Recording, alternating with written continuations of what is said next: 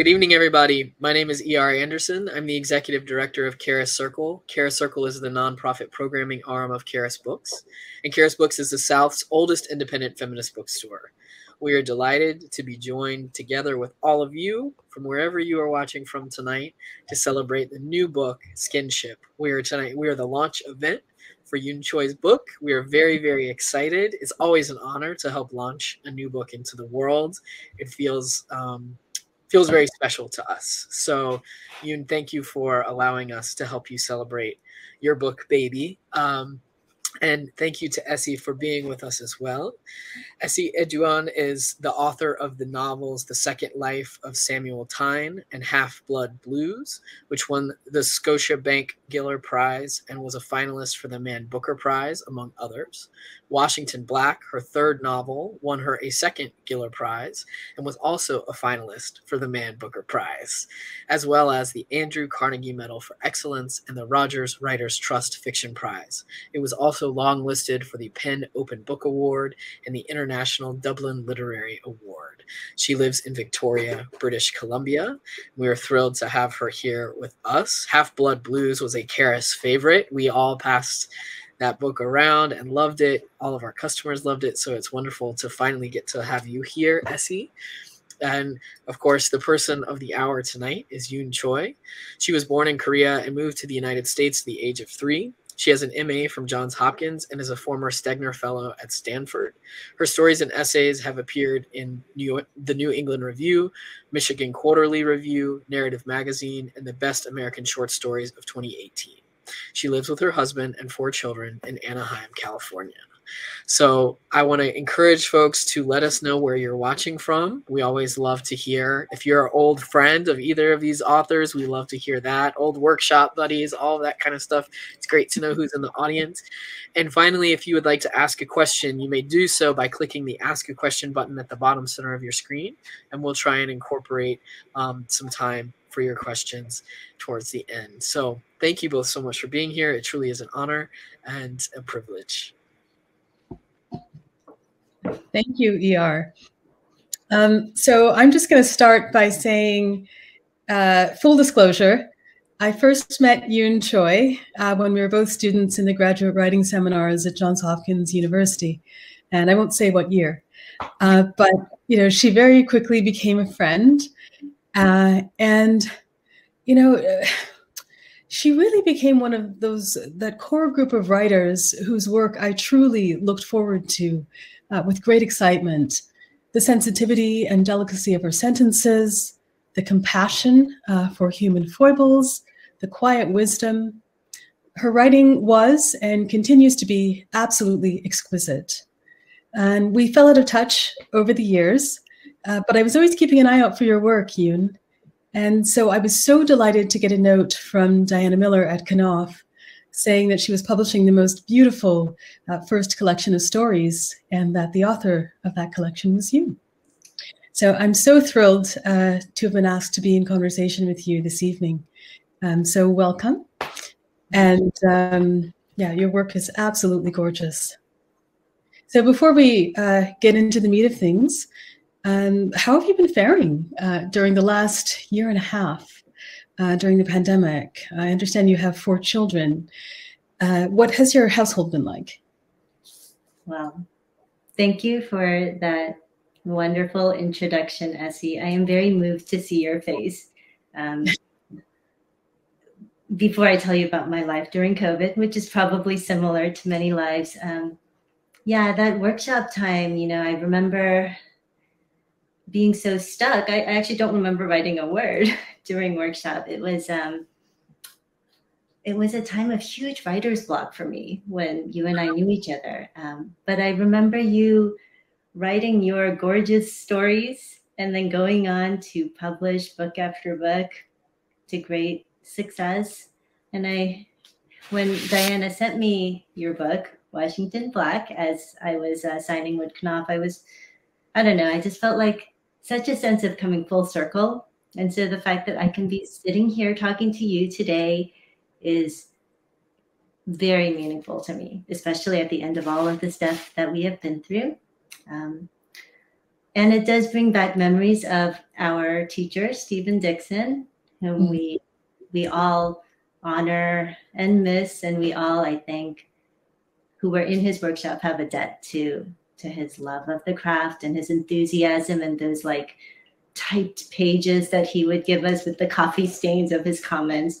I think we all have memories of that and how formative that was for us when we were so young to get his enthusiastic comments. So I'm so happy to be here with you. How have I been doing? I've been struggling, you know. So my kids are 12, 10, 8, and 6. And wow. They have been in and out of school, you know, at different points. And I've been editing the book and doing things like that. But it's just been a struggle. But it's also been kind of like a blur. I don't really remember how the past year has gone. So were you in editing mode, you know, when I guess the pandemic first started, or were you still writing? So the book was completed, and as the pandemic began, and I could be getting a lot of my dates wrong because honestly, at some point it just kind of, you know, all my time references kind of collapsed. But I think I was editing during the pandemic.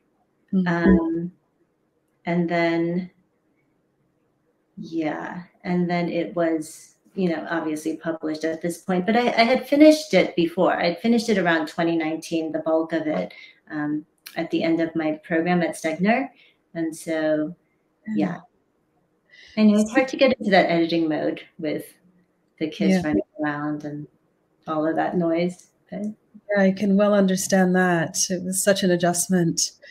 So how many years in the making was the book? Was it sort of like, had you been continuously writing it over the, you know, since you left Hopkins, or like, when did you start? No, Esi, after I left Hopkins, I totally stopped. You kept going and you published like your gorgeous book after book. And I am one of those people who left the program and I completely stopped writing. I went to California. Yeah, I went to California and I got like a graduate degree in English Lit. I was like, oh, maybe I want to be an academic. Didn't want to do that. I went to law school for a month. Oh, wow. And I didn't want to do that. I went to Korea and I taught English at a foreign language high school. And I didn't want to do that. And then I got married and then I had 4 kids. I said I wanted 2. My husband said he wanted 5. it was a compromise. I ended up with 4. And we had them in like 5 years. It just kind of, you know. Yeah, when you were mentioning the ages, I thought, wow, you're incredible. That's a lot. Yeah, it must be so lovely to have such a full house and everybody so close in age. Noisy. Yeah, that too. Noisy, messy, but it's also lovely. Yeah. After I had my 4th kid, I think when he was about a year old, that's when I started writing again. And I did feel that something had changed in my writing. And one of that could just be that I didn't have time to think about it that much. So whatever I was going to commit to doing at the end of a day after, you know, diapers and all of that, I just couldn't be as self-conscious or as precious about it. I couldn't control each sentence so much. And I also felt very much that I wanted to finish something that I started, which was something that was very hard for me when I was at Hopkins. I had all these great ideas. I would start them and then they would kind of like peter out. And so that's when I returned to writing, you know, after he was born. And so, yeah, I was very quiet for a while. Right. But how wonderful that you came and you recommitted in some ways, you know, to go away from writing and to kind of turn your back on it.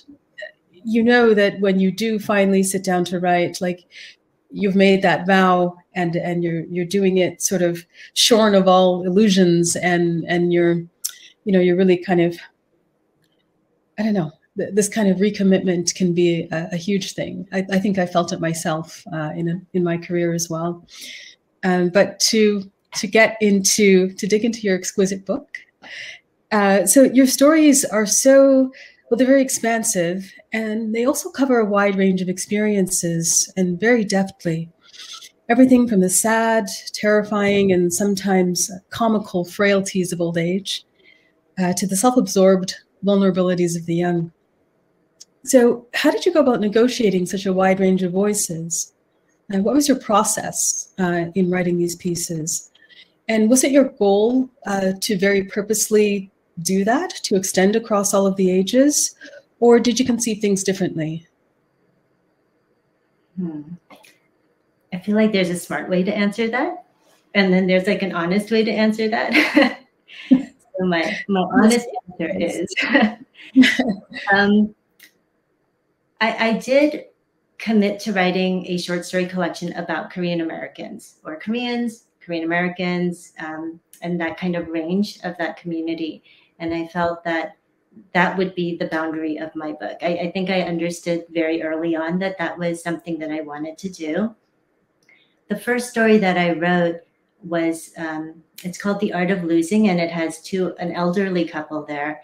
Mm-hmm. And so in like a writerly sense, I did feel that if I had one story with an elderly couple, I wouldn't want to write the second with an elderly couple. You know, I was conscious that the collection as a whole should somehow reflect the community.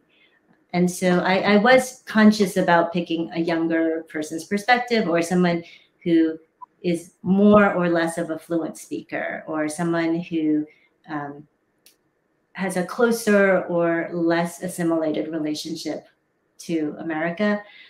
I was conscious of that in making my choices, but I don't know that more than that I was crafting any like deliberate. Right. So I was just like, I don't want to be repetitive. Don't want to have too many first person narrators in a row. It was kind of like, you know, the little crafty decisions like that kind of. Yeah. So how did your process change in the writing of these different experiences, if at all? Like, for instance, the story A Map of the Simplified World, which is about a young girl's experiences. Did that require like a different set of instincts, say, than The Art of Losing, which is about infirmity and old age? That's a great question, because after I'd written a few stories, I did feel that I didn't want to get stuck in a rut of writing a certain kind of story over and over again. And Narrative Magazine, Tom Jenks, who is the editor at Narrative Magazine, it's like, can you tell me something constructively critical about the pieces here so that I can, and one thing that he said to me, which I really appreciated, which was very helpful to me at the time, was he was like, why don't you try writing a story without backstory? Because, and I do think, yeah, when you write immigrant stories, there is such a desire to go and fill in that backstory. It feels so necessary. But that tiny piece of advice was what fueled A Map of the Simplified World. I just took him exactly at his word. And I was like, what does it look like for no backstory? It's like, maybe you have to start with a younger narrator and then just push that story forward. So that's how that came about.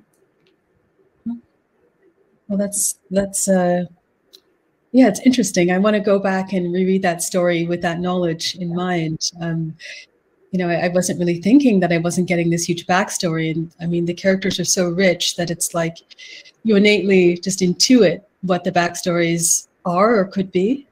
So, so all of the stories, generally speaking, have this kind of wonderful unpredictability to them, like life.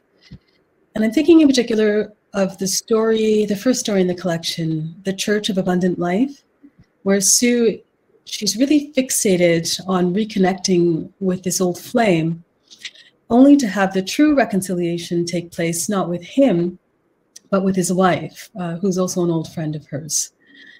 And in Skinship, towards the end of the piece, we get this moment where we're kind of shuttling forward to see this time or this moment of future family happiness, but then we're pulled back into the current moment of, of family violence that's about to occur. And there can be this real riskiness, I think, in subverting a reader's expectations. But when it's expertly done, it's utterly glorious as you do it. So how much do you feel that literature should be a direct reflection of that unpredictability of life that you capture so well? Like, where does real life end and artifice begin for you? Wow, where does real life begin? I think I'm middle-aged, and I feel in middle age, you learn that life is unpredictable. Having said that, I also feel very strongly that literature is a work of art, which consists of very deliberate choices, which the author is making. It's a craft, I guess, is what I'm trying to say. And so whether or not a piece feels unpredictable is still communicating about the author's vision of the world that he or she wants to put forth. For example, Esi, in your book, I feel in Washington Black, there's which is about a slave boy who has these like glorious adventures, right? I feel that there is the story of Washington Black, and then there is also the author's vision of like aesthetic freedom, which also comes out inside the book. And there's that tension, but also that correlation, which makes it such a rich reading experience. And so for me, I do start my stories not really knowing where they're going to go. And I have learned that somewhere after page 16, if I throw out a lot of words, I tend to begin to know where they're going. But I hold my breath every time because I'm not sure, until I get there. So kind of like throw the balls in the air and like, how are they going to land? So not somebody who makes outlines? No. Have you ever made outlines? Have, but I actually don't know what to do with the outline. Like, I truly go in blind, which terrifies me. But I just don't understand how to write a story another way, me personally, which is why I think my stories have that unpredictable quality, because it surprises me as well, right? I'm not like heading towards a particular direction because I'm not quite sure what that direction is. I think I've like wandered away from your question, but anyway, I'll just say that I do believe life is unpredictable. I do write my stories without predictability because I don't know any better. I don't know how to do it differently. And so I think that that's the experience as it presents itself on the page. So if that makes sense. No, I fully understand that. I write the same way. I have no idea where I'm going. I actually do create an outline, but I deviate from that outline almost instantly. And I think for me, the pleasure is trying to figure out where I'm going. And, that often means having to discard a lot of pages, but there's, the joy in finding the path, I think. And so in your story, First Language, you write, "It is very easy to lie in the language that is not your first language." And in many ways, Sari suffers from her inability to communicate. She fails to speak directly to her husband about the son that she left back in Korea, taking this as a kind of unspoken understanding between them, which is quite, I was really shocked at that moment in the piece. And yet in many ways, she's adept at another unspoken language, a kind of physical language, which seems to be her true first language. Like she's able to communicate with her son in this kind of fluid, easy physicality, that becomes kind of like a first language. Like, for instance, she's ironing and then the smell of the hot cotton and just evokes her feelings for him, because that's the smell of the top of his head. She also says, I used to lick my thumb and rub the spot between his eyes, that kind of like dark bluish spot. And finally, in the end piece of the story, where she finally sees him after all this time and anticipation, and she's not quite sure what she's going to say, the first thing she does is mutely put one hand on the back of his neck, which is, very hot and hard. So to what extent do you feel that all of us operate on these unspoken levels, especially within families? Just kind of curious. And also, what are the challenges of depicting this kind of unspoken communication in fiction? Because it's so hard to know what to leave out and how to convey something. But you do it so well. I'm just kind of curious to hear you speak to that. Yeah, I think obviously every family is different, but I grew up in a family where my parents spoke Korean to each other, and it's like spoke a kind of mix of Korean and English to me and my sister, and then we spoke English to each other. And so the idea of family not necessarily being the unit of complete frank communication is normal to me, in a way that I don't think it is to other families where everyone speaks the same language and just very fluently with one another. But just the idea that there is language barrier is something that I grew up with. My mom, she has a copy of my book. She's like, I'm going to need a dictionary to read this, right?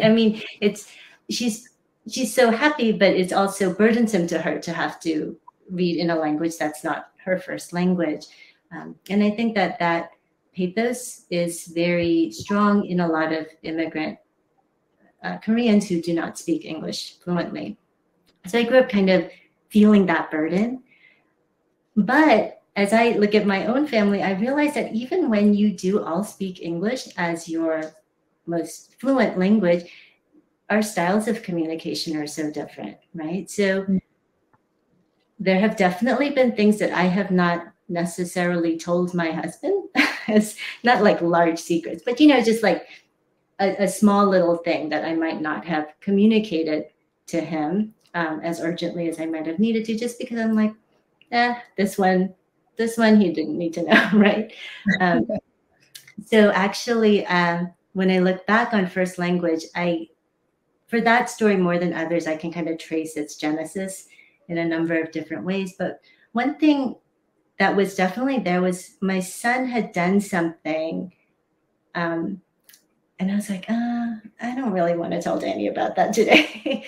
And I thought, oh, there is that sometimes in the wife, where there's the wife, there's the child, there's a husband, and like there's a kind of interesting tension in that I don't know, and how they treat that particular incident. And so that was part of it. The idea of communicating fully, or whether it's possible to fully communicate with other human beings is interesting to me. Mm-hmm.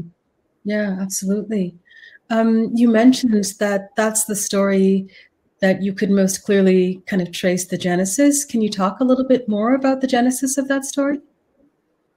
Yes. So there was, the husband, I didn't tell him about what had happened. That, and the other part of it was, I had started the story and it was a fluent English speaker who is narrating the story.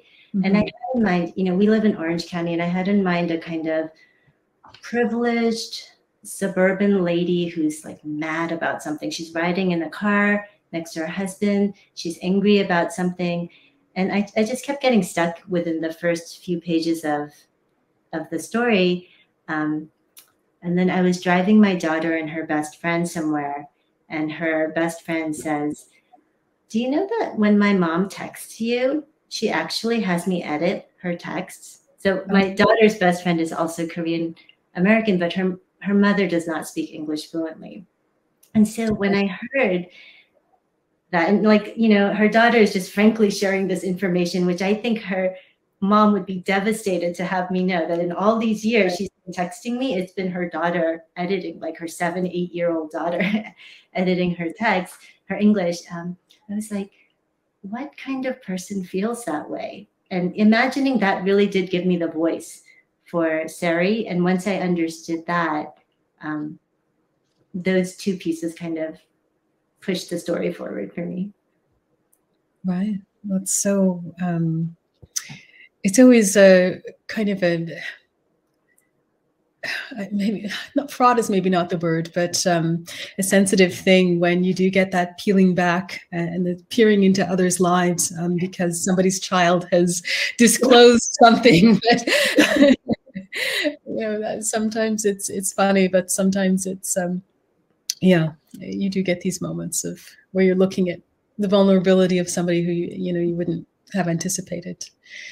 So with the story, A Map of the Simplified World, I was particularly struck by the ways that you write about how children go about negotiating racial difference and how that gets complicated by adults. So there's, of course, that, you know, that head lice check, you know, where the school nurses are making these kind of casually racist assumptions and comments. And there's also that very funny scene with the teacher calling on a Black student to explain Kwanzaa to the class. And, you know, and she says, well, I don't celebrate that. I celebrate Christmas. And then there's also that kind of toe curling moment when Jiwon's mother finally sees a picture of her friend Anjali, who's of Indian descent, and exclaims that she's dismayingly dark-skinned. And this leads Jiwon to look again at her friend's image and to think it was true. Anjali was dark, but it was also true that Anjali just looked like Anjali. So can you maybe talk a little bit about the difference between the ways that children negotiate racial difference versus adults? Yeah. I grew up, when I was younger, I went to elementary school, public school in Forest Hills, and it was extremely racially diverse. There were just, everybody was there on the schoolyard. And I remember thinking that this was normal, you know, like, but by normal, it wasn't as though everyone thought the other children looked the same, because clearly we all look different from one another. So the differences were apparent, but to be different, I think, was normal. But the other thing I'm struck by, which I want to, you know, I want to speak to it, but carefully, is that I think that when we talk about racism, we tend to talk about Black versus white racism or racism against Asians. And there are certain ways in which we talk about racism, but in literature, I felt, or at least in this story, I felt there are also the nuances to the racism that could be more openly discussed, in which, you know, Asians can be racist in certain ways against other Asians, right? Like the way that a Korean person might talk about a Chinese person, or the way that different groups, when they come together, might make assumptions about another. Or in A Map of the Simplified World, there are things that Jiwon's parents assume about a Jewish shop owner, right? And so all of those things kind of come together. And I was like, how can you write about that in a way that presents all of the different kind of racist assumptions and stereotypes and ideas and differences that are kind of like bubbling around? And so, yeah, so that's kind of where that came from.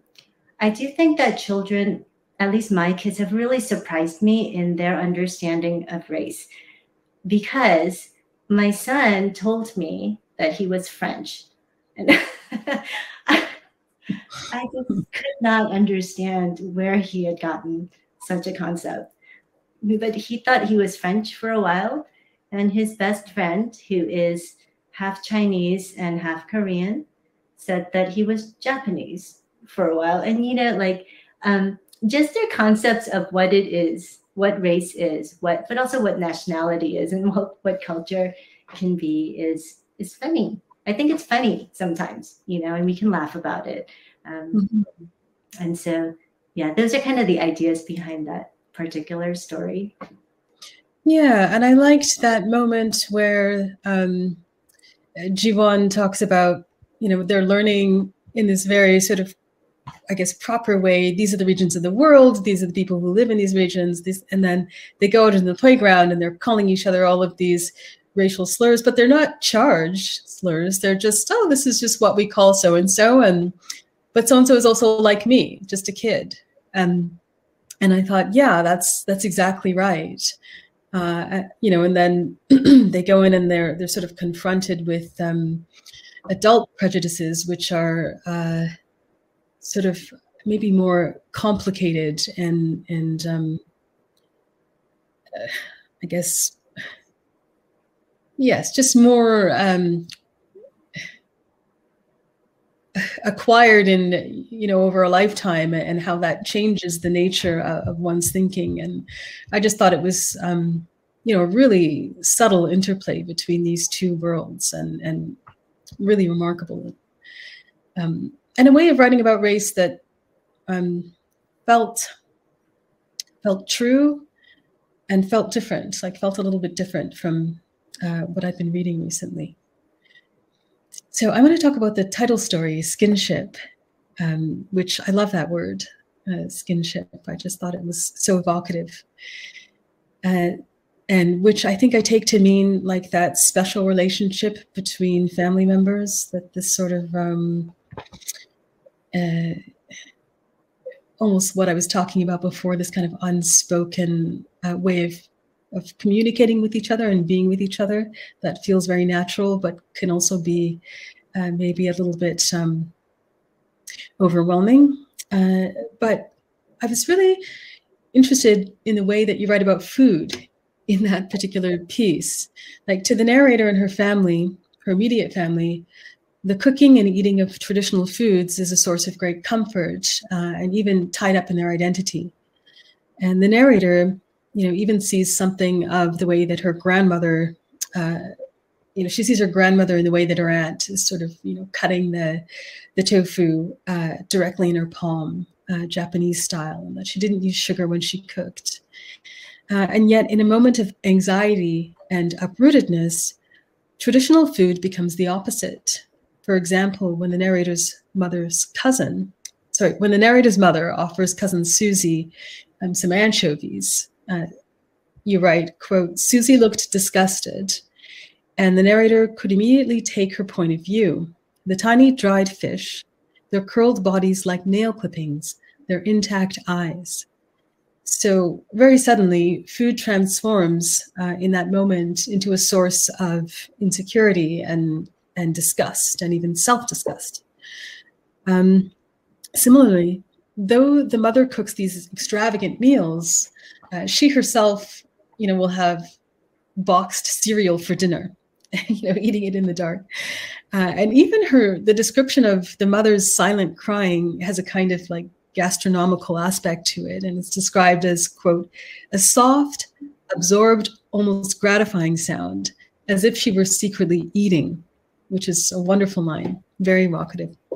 So in short, food seems as much a source of anxiety and self-deprivation as it is nourishment. Can you talk a little bit about the centrality of food in your work, and why it's so important and its resonances? I think your analysis went deeper than I was thinking when I was writing about the food in the story. But also, I am writing about an immigrant culture, and I think that food is always such a huge part of that conversation, especially for the immigrant generation versus the more assimilated generation. I think often food is the one way in which parents communicate, literally feed the culture to their kids in a way that the kids can avoid in other areas. For example, I could speak to my parents in English growing up, but I had to eat whatever dinner my mom put on the table until I left the house.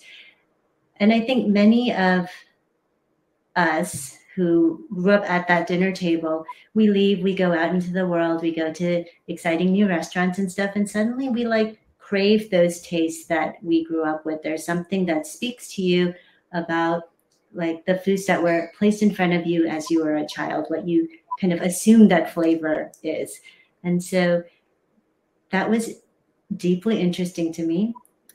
It's also interesting to me looking at my children, because I don't really cook Korean food very well. And they will so far grow up loving mac and cheese and chicken tenders, you know, like that's their palate now. And so truly when they see, for example, anchovies, they think it's disgusting, you know, and I can understand it's a fish with the eyeballs, you know, and so they're horrified.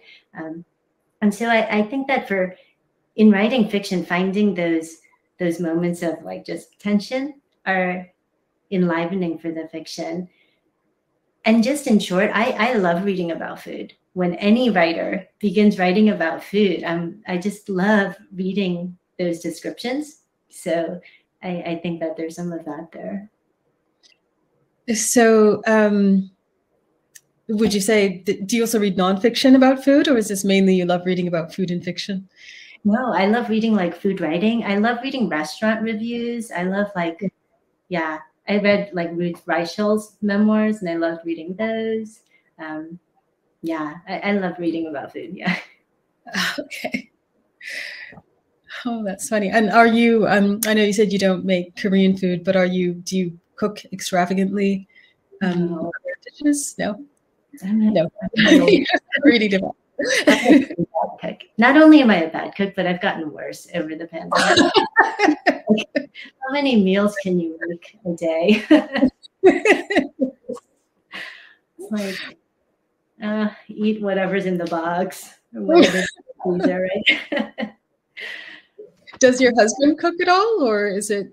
He does, but he's very like, for my husband's name is Danny. For him to make something, it's like he has to go to the market and buy the fresh whatever, then set up the smoking grill and then put the, you know, he's very, it's like a production. He enjoys it, and he really enjoys grilling and barbecuing. But no, we're barely surviving on the food. Oh, that's so funny. But maybe that's why you write about food. You've kind of sublimated it, and it's coming out in your work. You're writing about all these like what luxurious dishes. So throughout all of the stories, and so much of the emotional landscape of the characters is conveyed through externals and through objects. And at least as I read it. So in The Art of Losing, for example, Han Young-ja enters Mr. Sorensen's apartment, and she glimpses just kind of tucked over the recliner, there's a crocheted blanket in, quote, a classic granny square, telling of some bygone female presence in his life. In Skinship, upon reuniting, the narrator is given the gift of a jade turtle by her father, which only serves to emphasize their years of separation and alienation. You know, it's this thing that he's brought to her to say, I've been thinking about you, and you know, maybe something that's supposed to bring about a sense of remembrance and proximity, but it serves to do the opposite. In The Loved Ones, Happy steals objects, including the war medal of a dying man, and he's driven to think about the life of this old man and his granddaughter by confronting what he's taken. Can you talk about the life of objects in your work and all that they can convey? I think that objects are important because of the type of fiction that I'm writing, which is, I think the object has to convey something which I don't necessarily want to spell out for the reader. So sometimes in choosing an object, for example, that jade turtle, I go through a lot of different objects to find what is something which would communicate to the reader something of the father's desire to give the daughter something meaningful and pretty. I think in his eyes, he would have thought that, it's jade colored, but also totally useless, right? So I went through a number of different objects. I was like, what would be the exact thing that he would find? But I also do want the object to be realistic, something that he would commonly have been able to find, or that a dad would potentially give to his daughter. Other objects just come to me from memory or from light, I don't know, experience, like the crocheted thing on the sofa. I feel like I've seen that. I can't exactly place my finger on where I've seen it or how many times I've seen it. But I feel like there are a lot of sofas out there with the on top of them. So yeah, for me, in populating my world, it's very helpful to get the objects correct in my own head so that I can more accurately believe in the world that I'm engaging in. Right. So that's something that's very consciously done. And yeah, I felt, especially with something like the Jade Turtle, that this said so much about the father's mindset, and the fact that, to me, in some ways, it seemed like he felt as though like things were frozen in time, and that his daughter was still very young, and that this was something that was going to bring her great joy. But of course, she'd gotten so much older, and it just, she gets it, and it's just this kind of, he couldn't say more loudly that he completely doesn't understand what she might value and what her new value system is. And where would she put this? This is a big thought that she has. She's living amongst, borrowed things. And so I just really thought that was, we talk so much about symbolism in English literature, and I didn't feel like this was this freighted symbol, but it was doing a lot of that same work. It's just so evocative and said so much.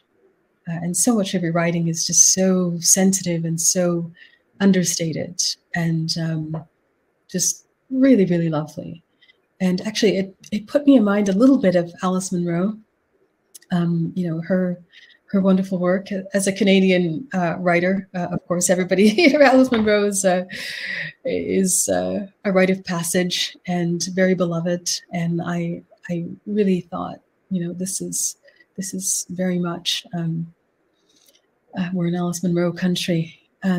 So I'd be curious, was she an influence? And what have your other influences, or who have your other influences been? I know you mentioned Stephen Dixon tonight. And yeah, if you could talk a bit about who you were reading and who you admire. I think a lot of budding writers in the audience would love to hear.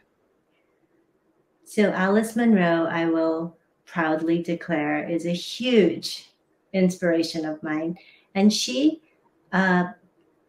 really unlocked for me what a story could be. I may have said this before, but I was one of those people, Esi, during our MA program, who really did not know what a story was. Other people seem to really understand, this is story, this is plot, this is, it's all basic ABC, but I was like, I'm missing something here.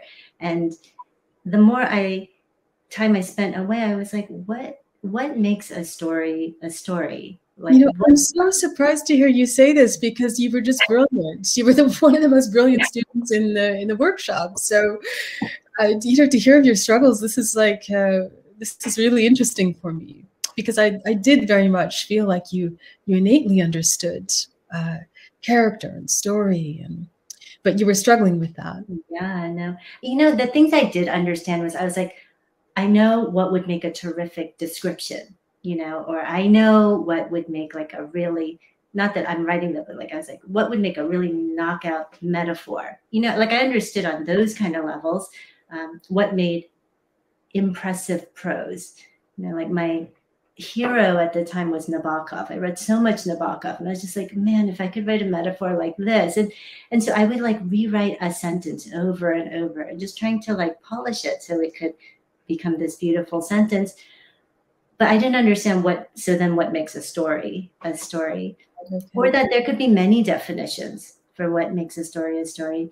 And I do feel that many of the writers that we hold as heroes, including Monroe, create their own definition of what a story is, which helps writers like me later figure it out. And so for me, one of the things that Alice Munro unlocked for me was the idea that rather than a more traditional understanding of plot as, you know, kind of A, B, and C and climax, or even like Joyce, where the story comes towards an epiphany, because I didn't necessarily feel like all characters have necessarily that epiphany, or that feels like the right ending to a story. I think that what Alice Munro does is she somehow uses time as an element of that experience of the story. So there's a sense in which the fluidity of time, or the ebb and flow of time, or just, you know, the way in which she plays around with time stands in for a more traditional experience of the story, which I thought, I was like, oh, it could be done this way too. The other thing that Monroe does, which I really find amazing, is she ends well. So I think a short story really does need to end where the author has authority in what she has created beforehand. And I think Alice Munro has that quality, which I don't think all writers have, where if I start something of hers, I want to read it to the end, because I feel like unless I've read that last sentence, I really won't fully understand where she was going beforehand. Mm-hmm. Whereas there are other writers who are very impressive, but I feel like, oh, if I stop at page 3, or if I stop at page 13, I will still have had that experience of exciting writing. But I don't necessarily have to read to the end. And so her way of kind of like creating that aesthetic, like, I don't know, oomph or like resonance right at the end. Like, oh, that's another way a story could be too. It doesn't have to have a climax necessarily. It could just have like a point or a point of view. Somehow it just, I'm not explaining it well. But anyway, so reading her, she just like got ideas swirling in my mind. Other writers that I'm indebted to so many writers. But I always say Chang Rae Lee. Chang Rae Lee's, more than his novels, his personal narrative essays, when I read, and when I speak to any Korean American writer and we say, oh, you know, coming home again, we all know what that experience is of reading almost for the first time, or possibly for the first time, an essay in which someone is describing something that is so familiar to you. And in his case, he was describing his mother's cooking, like her marinade for kalbi and things like that. And in the course of the essay, you learn that his mother has stomach cancer. And that essay somehow made it, in this very basic way, it made it okay to write about Koreans. And I don't know if you remember, Esi, but during our time at Hawkins, I never wrote about Koreans. But I kind of didn't write about any racial profile at all. I just gave him like nameless narrator, or like they never had a last name, because I just didn't want to commit. Because I was like, what does it mean to be an ethnic writer? It means that I have to write like really ethnically themed things. And I just didn't want to pigeonhole myself. And yet I couldn't find another like area that interested me. So I was very stuck. But reading his stuff just made it like, this is what it could be to write about your mother's cooking, right? So he's another huge influence. Yeah, no, I fully understand too, that sense of, you know, this is what a writer of Ghanaian descent should be writing, and this is what a writer of Korean descent should be writing, and just this feeling of having to work with the prescription and then bucking against that feeling of, you know, that can be such a straitjacket. And so I get that. I think I also started out writing, maybe not at Hopkins, but I distinctly remember the program that I was at before. Again, like you're saying, writing these kind of nondescript characters who weren't sort of coming from one particular background or another, and and doing that as a kind of conscious choice to not be writing a certain kind of narrative. So yeah, I get that. It's so funny. I don't remember that about your work. But yeah, so interesting. So I'm going to take a question that's actually in the feed here from somebody who's listening tonight.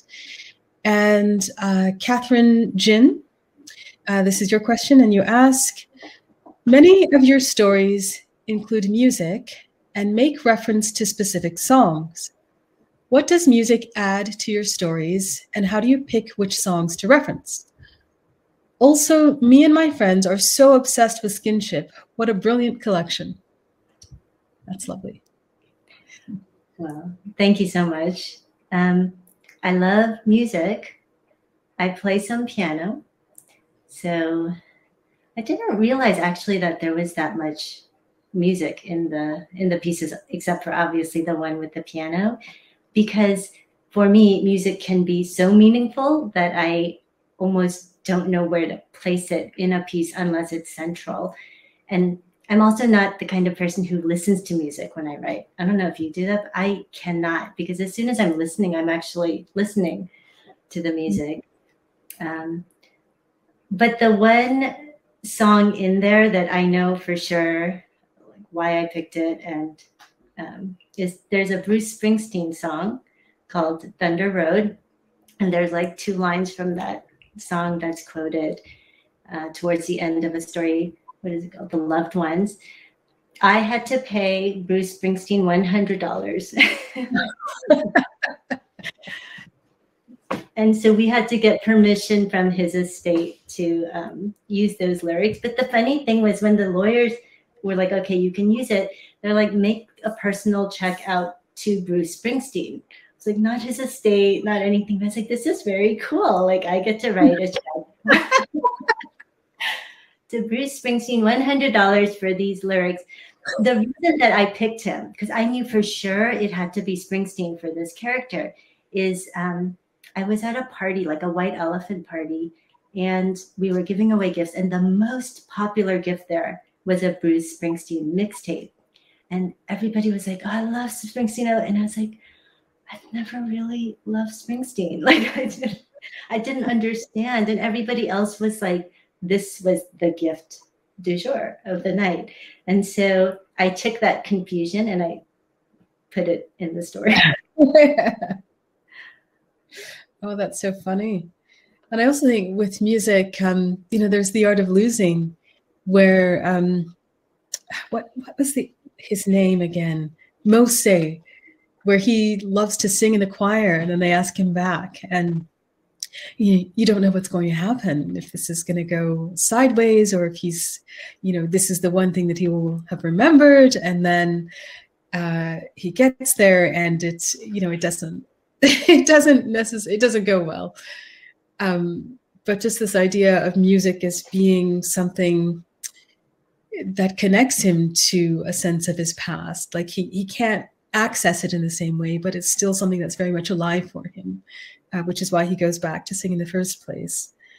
And then later on in the story, he kind of remembers this, he has this nostalgia for a song, and it's Take Me Out to the Ball Game, which is so different from, from choral music and all of this. And it's quite, it's humorous that this is the thing that's coming back to him, and says so much about, I guess, the sadness of where he finds himself. But yeah, I really also appreciated the use of music.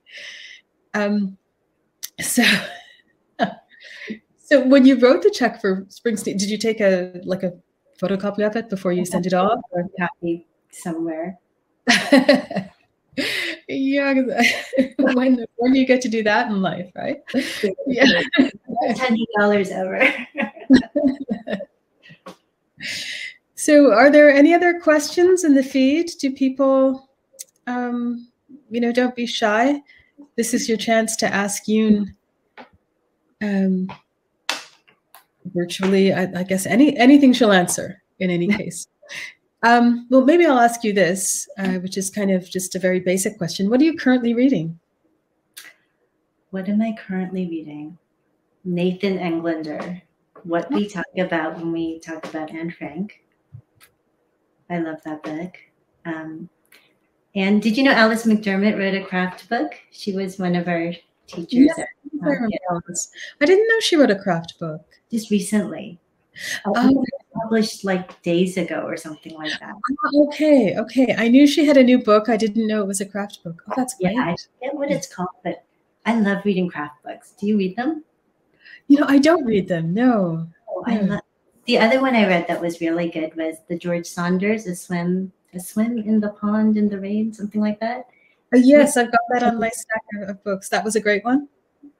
I loved it. But, you know, I also love Chekhov and Tolstoy. And so seeing George Saunders, anytime George Saunders says anything, I feel really like moved because everything he says is so funny and sincere. And so seeing him treat this material, it's inspiring. I loved that book also. So yeah, I've got the Alice McDermott book. I'm reading the Nathan Englander book. And there's another one. I'm always reading like 10 at a time. You know? Yeah. Do you also read, aside from craft books, do you read nonfiction as well? Is that? I do. I do love nonfiction. What's the last nonfiction book I read? I've been reading some of Janet Malcolm's essays. Oh, I love her. I adore her. Yeah. So which one was? Is it her most recent collection? No, it's like articles here and there. I have the Beck. What's that most recent book? I can't remember what it's called, but I haven't like actually sat and read a book of hers through from beginning to end. I've been reading like her profiles and things like that. Yeah, I think she can be merciless, but she's completely just brilliant and exquisite and so precise in everything. I just adore her. We have one more question, which I think will be our last question. Can you elaborate more on how your stories now are different from the ones you wrote in school?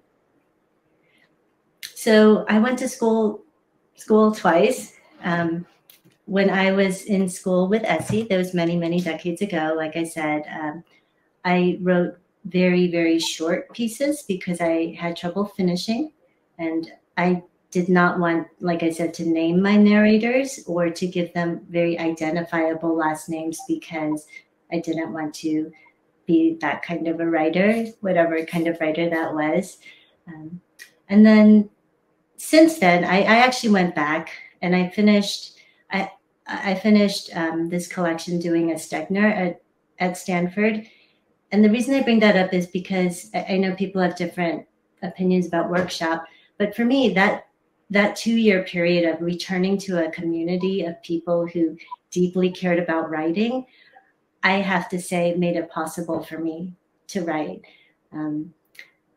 I feel that sometimes we need to give ourselves permission to write and to attempt to write, because for me to write something, it means to tell my family and my friends that what I'm doing here requires space and attention and sacrifice from you. But it doesn't always look like I'm doing anything. It kind of looks like I'm doing nothing all day, right? So giving myself that permission for me happened at Stegner. So I give them, that program, the credit that it deserves from me.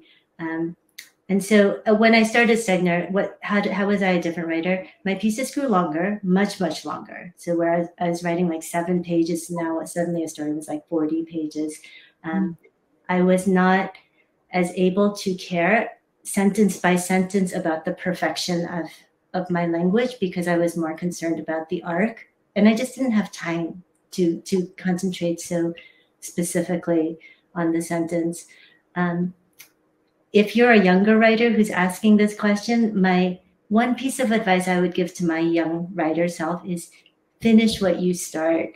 I think that there's so many good ideas, and every time I'm like 6 pages and I've always got a better one, and I always want to like start the new idea. But I think whether you're successful or not at finishing, like whether the finished story is successful or not, I think there are definitely things you learn by having gotten to the end that you would never have imagined just by beginning. So for me, because I was under time constraint and deadline, like once I started, like I just couldn't start something new. And so I would just get to the end. And it surprised me each time that the subconscious could kind of take all these random threads and just kind of begin to synthesize them somehow. And so if you're a younger writer, I would definitely give myself the chance to finish these things and then move on to the next. I think that's grand advice, and I think this is a perfect time to bring things to a close. I'm so delighted that we got a chance to reconnect. So good to see you, and I hope we'll keep in touch. And I'm going to invite ER back to let you know how you can buy some books. Yes, well, thank you very much for this wonderful conversation. Esi, I actually wondered if you might be willing to just say a word or two about your forthcoming book, because we do want people to pre-order that book as well, Out of the Sun. Yeah, so Out of the Sun, it's a series of lectures about race and storytelling, and it's part of a series in Canada that's called the Massey Lectures that's given on our public broadcaster. So I'll be lecturing, and it's really maybe a collection of lesser-known stories about racial figures that we maybe haven't heard of, or if we've heard of them, just maybe a different perspective on them. Awesome. I think folks will be really excited for that. So that link I've just dropped in the chat, and we encourage you to pre-order, because pre-orders do help authors and also help us. If you would like to buy Skinship from Charis, you can click this teal button at the bottom center of your screen. That will also take you to the fiction that Esi has written. So please, we encourage you to read all of those as well. And we would love for you also to just check out these craft books that were mentioned, because they are also wonderful. And it's always really exciting to us to hear what authors are reading. And we hope that that will enrich your writing practice. We know there are many authors and writers on this call. So hopefully that will help your craft as well. So thank you both so much. Yoon, I hope that the rest of your virtual tour is really fun and that it still feels celebratory, even though you don't get to physically travel, but I hope it feels special. And we're really grateful to you for launching this book with us. Thank you. Thank you so much, ER, and thank you, Esi. It's been so fun. It's been so fun. I hope we'll keep in touch. Yeah. Yes. Okay. Have a great night. Thank you both.